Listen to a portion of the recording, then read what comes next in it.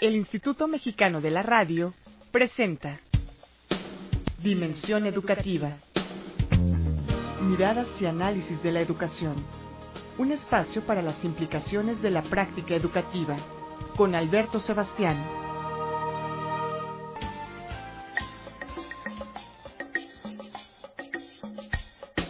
El día de hoy nos acompaña el maestro Enrique Ávila Carrillo para comentar cuál es la trascendencia de los movimientos sociales en la educación. Maestro Enrique, muy buenas tardes. Buenas tardes. El maestro Enrique Ávila es profesor normalista, especializado en historia, fue maestro de tiempo completo en la Escuela Normal Superior de México, autor y coautor de diversos libros de texto. El último libro un reciente libro que publicó es el de Semblanzas de la Historia de México, siglos XIX, XX y XXI. Pues ha sido un profesor que se ha mantenido activo en las organizaciones, fue fundador de la Coordinadora Nacional de Trabajadores de la Educación. Pues tenemos la dicha que nos acompañe para compartirnos sus ideas. Maestro Enrique, basándonos un poco en este libro de Semblanzas de la Historia de México, en la primera parte del México independiente, hay algunos cambios, pero permanecen las diferencias sociales, hay desigualdad. ¿Podríamos entender que esta desigualdad, esta diversidad en la sociedad, es el origen de los movimientos sociales? Sí, indiscutiblemente que al independizarse nuestro país de España, el sector hegemónico se empezó a tener diferencias entre ellos, pero sigue siendo el sector hegemónico. Eran monarquistas y republicanos, después fueron masones escoceses y masones yorquinos, después centralistas y federalistas, luego conservadores y liberales, luego porfiristas y antiporfiristas, posteriormente priistas y panistas, y hasta la fecha seguimos en eso. Pero ese es el sector hegemónico, es una porción ínfima de la población los que participan en ese quehacer político. La inmensa mayoría de la población de este país, desde que surge a la vida independiente, surge marginada. Los pobres de este país no tienen futuro, nunca han tenido futuro, y parece que en un tiempo bastante largo no lo tendrán. Entonces así encontramos que los indígenas, los campesinos, los artesanos pobres son los que de una u otra manera han llevado a cabo los movimientos sociales. Uh-huh. Pero los movimientos sociales de los últimos 200 años. A ver, aquí sí es el mismo grupo hegemónico, o pensemos que es la punta de la pirámide quien ocasiona estos cambios políticos en el país. ¿Cómo hace que intervenga la sociedad completa? Hay movimientos que incluyen a grandes cantidades de gente. Por las necesidades socioeconómicas, por la necesidad ideológico-política de participación. Por ejemplo, te daré un ejemplo del siglo XIX patético, ¿no? Los indígenas de este país tenían un presidente indígena que decreta la ley Lerdo, con la cual se golpean las comunidades indígenas, les quitan la tierra, etcétera, ¿no? Y sin embargo, estas comunidades indígenas, a través de la historia de este país, pues el máximo héroe de esta nación pues es indiscutiblemente Benito Juárez para sectores amplios de la población. Pero si los indígenas revisaran su historia, verían que con la ley Lerdo los golpearon tremendamente. Mira, no es nada pues de suerte que a Maximiliano de Habsburgo lo hayan fusilado junto con Miramón, pero con Tomás Mejía, y Tomás Mejía era un tatamandón ñañú. Los indígenas de este país apoyaban, no todos obviamente, en gran parte al régimen de Maximiliano de Habsburgo. Son las contradicciones que se dan en el siglo XIX. No tenemos tiempo para explicarlo más, pero ese sería un adelanto. Sí, es importante reconocer esas curiosidades que hay, porque no se había configurado el país, estaba todavía en ciernes. Bueno, es importante también ahora entonces reconocer este tipo de diferencias se manifiestan y generan algunos movimientos políticos, sociales, algunas luchas armadas, pero ¿cuál considera usted que son los principales eventos sociales, las principales luchas en los 200 años de México? Bueno, nomás te haré una numeración rápida, ¿no? Los movimientos sociales más importantes son las 250 huelgas que hubo en el Porfiriato, que estaban prohibida la huelga, legalmente no se podía ir a la huelga y hubo 250 huelgas, destacando la de los ferrocarrileros, que fueron varias, la de las mujeres cigarreras, etcétera. Dentro de estas huelgas, las textileras de Río Blanco, la mineral de Cananea, etcétera, ¿no? Dentro de los movimientos sociales de gran trascendencia, pues tenemos que hablar del movimiento de los cristeros, poco tratado, poco se le ha metido el diente a las consecuencias que tuvo este movimiento, encabezado por la jerarquía eclesiástica, pero con participación popular, participación social. Las huelgas, indiscutiblemente, de Demetrio Vallejo y Valentín Camp en el 58-60, la famosa huelga ferrocarrilera, las huelgas de Otón Salazar en 56-60 con la sección novena. Podría yo mencionar el movimiento estudiantil del 68 y claro, las guerrillas campesinas con Genaro, con Lucio, la toma del cuartel de Madera en el 65, el intento de toma, la guerra sucia, el 2 de octubre. Bueno, la lista es amplia y necesitaríamos detallarla con más calma. Creo que si a usted no le alcanzan los espacios de los libros, mucho menos un programa de radio. Sin embargo, ¿qué aprendizaje llega para la sociedad a partir de tantas luchas? Es como si no aprendiéramos, como si el gobierno mantuviera su línea dictatorial, nepotista y todo, y como si la sociedad tiene que seguir reaccionando. ¿Qué hemos aprendido de esto? Bueno, tenemos que aprender que la organización es fundamental. Este sector hegemónico son expertos en 200 años, como se dice peyorativamente, en montarse en los movimientos sociales, pero tienen una facilidad impresionante para hacerlo. Podría yo dar 10 nombres en la actualidad de personas de este sector hegemónico que aparecen como dirigentes sociales, dirigentes de grupos, etcétera, y que hace unos meses eran del PRI, hace unos años eran del PAN, etcétera, y se montan, ¿no? Entonces la organización es fundamental. Yo nada más destacaría el movimiento social más importante de este país, que es el zapatismo, el de don Emiliano Zapata, de 1910 al 19, en que lo mataron. Este movimiento social destacó sobre todo por su organización comunal, su organización colectiva, su organización horizontal. Esto es fundamental. Recuerda cuando Zapata se entrevistó con Madero y le dijo, nosotros, los pueblos todos. En esta frase estaba condensado todo el pensamiento de don Emiliano Zapata. Claro que Madero, uno de los más ricos hacendados, miembro de esa clase hegemónica de la que te estoy hablando, pues no lo entendió, ni lo entendería jamás, ¿no? Bien, bueno, y no es gratuito que tengamos ese legado todavía, esa frase que sigue abanderando muchas luchas. Zapata vive, la lucha sigue. Bueno, estamos conversando con el maestro Enrique Ávila Carrillo sobre los movimientos sociales y su impacto en la educación. No le cambien, estamos en Dimensión Educativa, continuamos.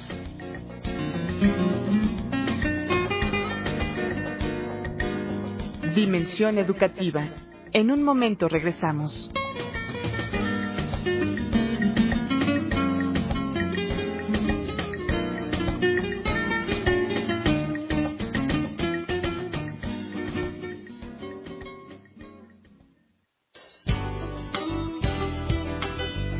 Dimensión Educativa. Continuamos. Bien, ya estamos de regreso. Estamos conversando con el maestro Enrique Ávila Carrillo. Es profesor normalista, de extracción normalista. Fue profesor de la Escuela Normal Superior de México, autor de varios libros como México en la Historia, Lecciones de Historia, Historia de México, Historia del México Contemporáneo, Atlas de Historia de México y América, Atlas de Historia Mundial, Historia del Movimiento Magisterial, y pues nos ha dado una crónica de la historia que se ha reconstruido a partir de las diferentes escuelas históricas de pensamiento, y nos está dando una conversación desde sus apreciaciones en lo que le ha tocado vivir en el siglo XX y siglo XXI. Maestro Enrique, hace rato comentábamos sobre las características de los movimientos sociales, un recuento y un pase de lista así instantáneo sobre los movimientos que han atravesado a nuestro país, movimientos sociales. las causas y las figuras. Quisiera comentarle que este análisis que usted nos presenta también tiene afectaciones para lo social, lo político y lo económico, pero ¿qué es lo que usted considera que ha impactado en materia educativa? ¿En la actualidad? Sí. Bueno, mira, yo tengo una caracterización personal, esta no la he leído en nadie, del Partido Revolucionario Institucional.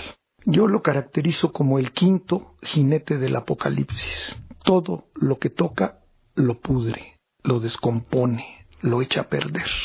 Con ese punto de vista y con ese planteamiento, creo que la educación en manos del nacionalismo revolucionario del siglo pasado y ahora del liberalismo social, pues verdaderamente ha ido en una bajada, en una resbaladilla sin fin. El problema fundamental es que se cambió total y absolutamente los paradigmas educativos, o se está cambiando de golpe, sin haber hecho el mínimo esfuerzo por llegar a acuerdos, por hacer acuerdos consensados con los padres de familia, nada. De golpe se introdujo una reforma educativa que de reforma educativa no tiene nada, es una reforma administrativa, laboral, etcétera.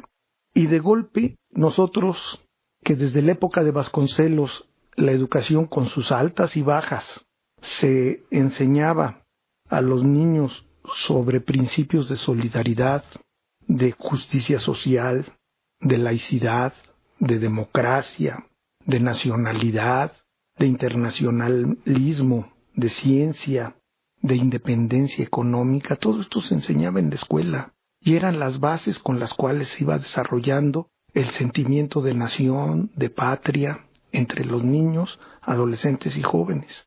Esto fue desde la época de Vasconcelos, o sea, desde 1920 hasta hace unos años. Y ahora, de golpe, tenemos que hablar en las escuelas de globalización, mercado, libre comercio, privatización, empresa privada, competitividad, banca privada, inversión extranjera, intereses internacionales, calidad en abstracto. Eso es lo que tiene en crisis el sistema educativo en la actualidad. Muy bien, aquí menciona estos ideales con que surge la Secretaría de Educación, la idea de Vasconcelos, pero también ahí en Vasconcelos surge una línea de educación socialista y recordemos el periodo de Lázaro Cárdenas, también perteneció al PRI. ¿Desde ese momento era el quinto jinete o empieza a convertirse en el quinto jinete años más adelante? Es una minucia, el PRI no existía, era el PRM, ¿no? El Partido de la Revolución Mexicana, que lo crea Cárdenas. Cárdenas gana con el PNR, que era el partido de Plutarco Elías Calles. Sí, que había sumado a los partiditos que estaban. Así es. El PRI surge en el 46. El PRI surge como una necesidad de la posguerra, del capitalismo norteamericano que empieza a avasallar todos los aspectos de la nación, y el PRI es el instrumento con el cual le van a abrir las puertas al capital extranjero, pero con ese resabio de la educación, con ese principio fundamental de la educación que detenía a estos pillos que durante 70, 80 años han controlado esta nación, ¿no? La educación socialista estuvo en vigor del 34 al 46. Sin embargo, Ávila Camacho no la aplicó, dio un viraje de 180 grados, él aplicó, imagínate, la política educativa de Ávila Camacho se llamaba la Escuela del Amor. Entonces era un viraje tremendo, ¿no? Tremendo, de venir de donde enseñabas en el salón de clases la lucha de clases y cantabas la Internacional, de repente a que el amor lo resolvía todo, que amándonos unos a otros se acababan las diferencias sociales, etcétera. Esto fue una verdadera incongruencia del sistema político mexicano. Muy bien, aquí en este proceso que nos describe han estado muy vigentes y han mantenido una permanencia visible las escuelas normales y los egresados de las escuelas normales. ¿Cuál ha sido el impacto que han tenido para la historia del siglo XX? Sí, mira, las normales surgen en Francia como una necesidad de la clase revolucionaria francesa de enseñar las nuevas normas a la sociedad. Y entonces los normalistas iban a enseñar las nuevas normas.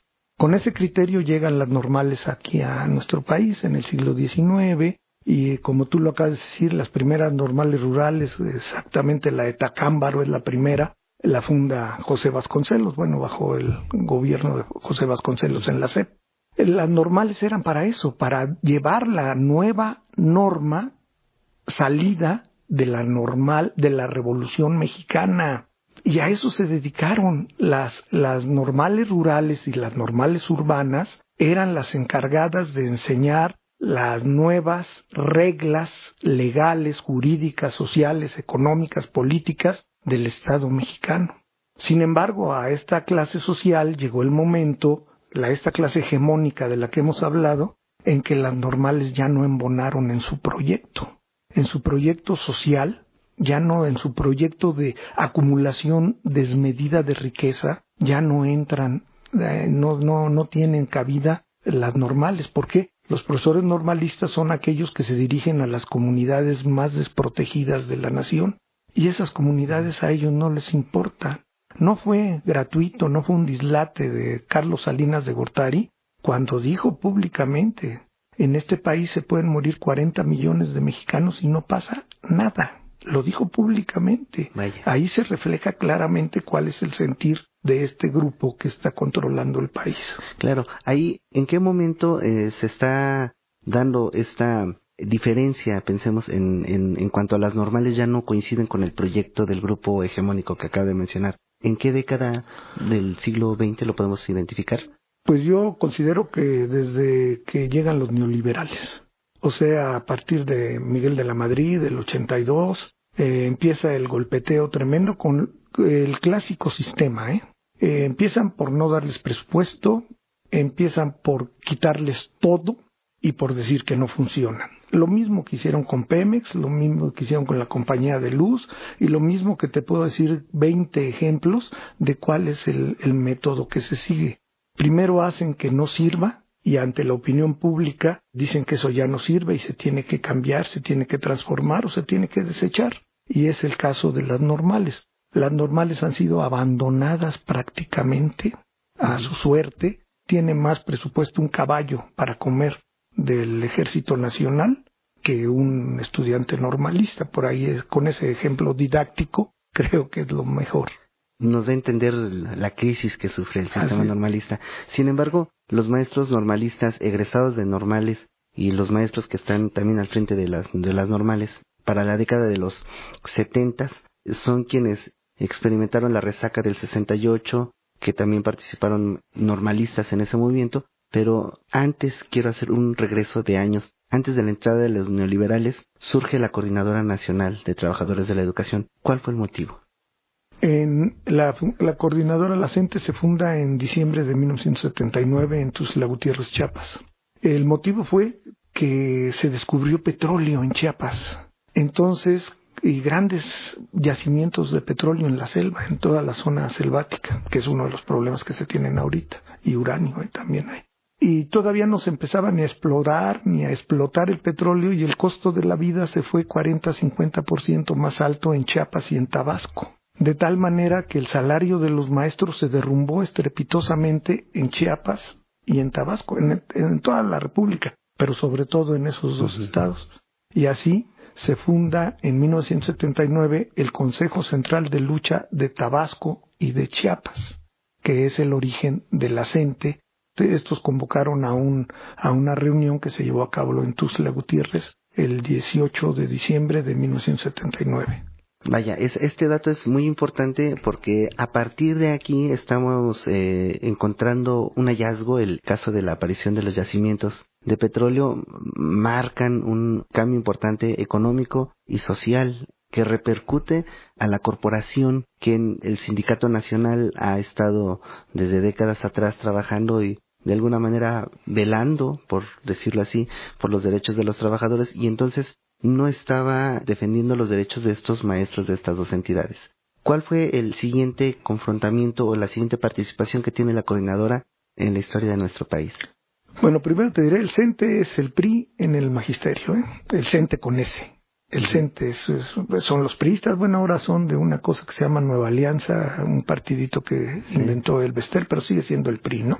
Sí. Bueno, esa es una cosa. La otra, La CENTE tiene 36 años de haberse fundado y es la única organización social que ha sobrevivido. Todas las demás organizaciones sociales de masas desaparecieron o han tenido sus altibajos, etcétera, y la CENTE fue y es la única organización a nivel nacional que ha tenido la capacidad de movilización y de comunicación con sus agremiados y con la población en general para decirle por qué se opone a ese tipo de reforma educativa. Ok, aquí este es un papel fundamental, y ahora en estos tiempos de la crisis económica, el gasolinazo que experimentamos, necesitamos tener una participación como profesores. ¿Qué debe de haber en las escuelas? ¿Cómo debe de comunicar y cómo deben de abordar el tema las escuelas para informar y para promover algo en la sociedad? Bueno, yo creo que sería la mejor clase de educación cívica el explicarle a los padres de familia y a los alumnos el porqué de esta crisis, el porqué de que tenemos en la actualidad 65 millones de pobres. Y ahorita, en este momento en que tú y yo estamos platicando, hay 15 millones de compatriotas nuestros que no cenaron ayer y no han desayunado y no van a tener para comer. Esto es una realidad de un sistema injusto, de un sistema que ha priorizado la acumulación de riqueza para unas cuantas familias. Los mexicanos ricos, los Azcárraga, la gente que tiene dinero, es verdaderamente impresionante e insultante con respecto a los pobres de esta nación. Entonces en las escuelas se debería de explicar el por qué estamos así, el por qué nos hemos convertido en una fábrica de multimillonarios y en una fábrica de millones de pobres. Esto no existía. Tenemos una gran responsabilidad en la educación. Así es. Bueno, pues lamentablemente el tiempo se nos ha terminado. Tendremos que invitar nuevamente al maestro Enrique Ávila para que nos comparta más en otros programas. Agradecemos mucho su participación en este programa. Rápidamente, está por salir un libro mío que se llama Santana y Peña Nieto, el despojo de una nación. Ojalá y lo pueda yo venir a comentar contigo. Aquí lo vamos a presentar. Muchísimas gracias. Nombre para servirte. En la realización de este programa estuvieron en grabación y edición Roberto Portillo, en cabina Manuel Compatitla y en la producción Marcela Montiel. Recuerden que la educación es un acto de esperanza. La práctica educativa borra la línea que separa el presente del futuro. Con educación en todo momento, los sueños se vuelven realidad. Se despide de ustedes Alberto Sebastián, agradeciendo el favor de su sintonía. Que tengan una excelente tarde.